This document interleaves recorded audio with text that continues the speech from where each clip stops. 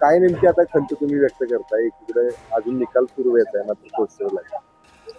हे बघा, आज 21 तारखेला अ, राज्य निवडणूक आयोगानं या ठिकाणी मतदानाची प्रक्रिया सुरू व्हायची आहे.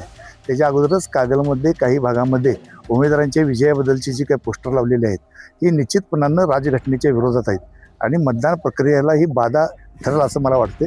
जर त्यांना जर अगोदरच निश्चित माहिती होतं मग कदाचित बाबा ह्याने काय फिक्स केले काय, त्यांना अगोदरच माहिती आहे का की हे निवडून आल्याबद्दल.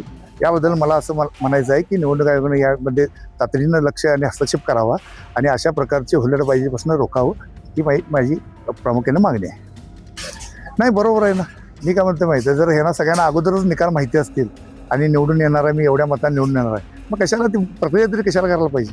त्यांच्याकडे मग अगोदरच काही फिक्स आहे का मला असं वाटायला. मग आता ईव्हीएम मशीनवर पण शंका घ्यायची का आम्ही? यांना अगोदरच जर माहिती असेल किंवा ह्यांना कुणी सांगितले का किंवा डाटा पुरवला आहे काय की तू एवढ्या मतांनी निवडून येणार पोस्टर लाव म्हणून, तर हे बरोबर नाही आहे.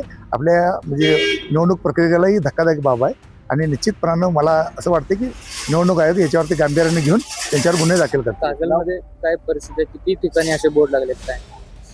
मला तर वाटते माझ्या प्रभागात एक दिसते म्हणून कागलमध्ये बऱ्याच ठिकाणी लोकांनी लावलेले आहेत, परंतु हे न पटण्यासारखं आणि सामान्य नागरिकाला सुद्धा हे पटलेलं नाही आहे. माझं नाव संजय गाडगे, मी उमेदवार आहे प्रभाग 2 मध्ये.